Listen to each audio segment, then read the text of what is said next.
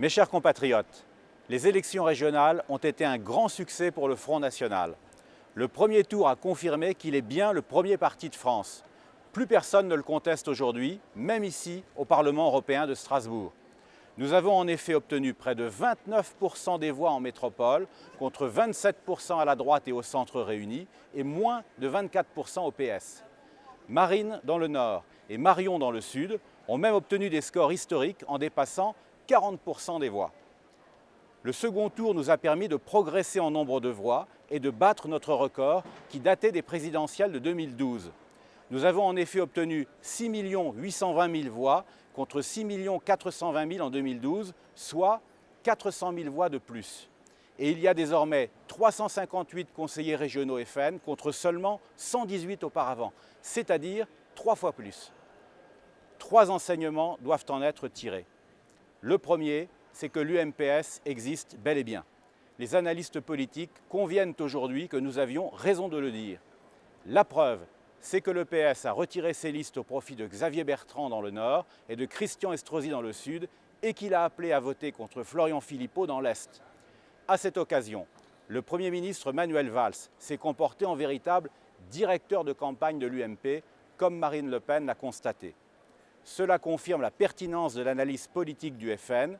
Le clivage majeur n'oppose plus la gauche et la droite, mais les mondialistes aux patriotes.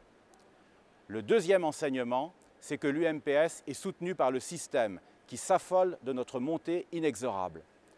Les médias, le grand patronat, des universités et même Mme Merkel nous ont attaqués, le plus souvent avec outrance, parfois même en nous comparant à Daesh. L'entre-deux tours a été une véritable hystérie médiatique. Cela montre bien à quel point le système a peur de perdre ses privilèges. Le président du Parlement européen, Martin Schulz, a d'ailleurs avoué qu'un trop grand succès du Front National risquait de faire disparaître l'Union européenne. Nous sommes donc seuls contre le système.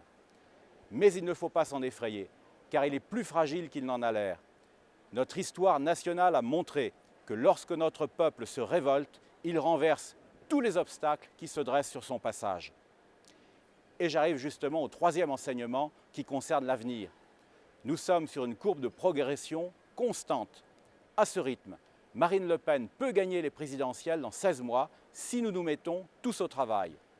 Nos élus et nos militants doivent continuer à labourer le terrain pour montrer à nos compatriotes que nous sommes des gens raisonnables et dignes de confiance et non des extrémistes comme les médias le répètent rituellement. Et nos cadres doivent clarifier notre programme national pour dissiper les malentendus qui nous portent préjudice, en particulier en matière économique et aussi en ce qui concerne notre conception de l'Europe des nations. Je compte personnellement apporter mon concours à cette salutaire œuvre collective. Je vous remercie, chers compatriotes, du soutien que vous apportez au FN, chaque semaine plus nombreux. Nous sommes engagés ensemble, derrière Marine Le Pen, dans une aventure formidable qui nous permettra de redresser notre cher pays et d'assurer un avenir à nos enfants.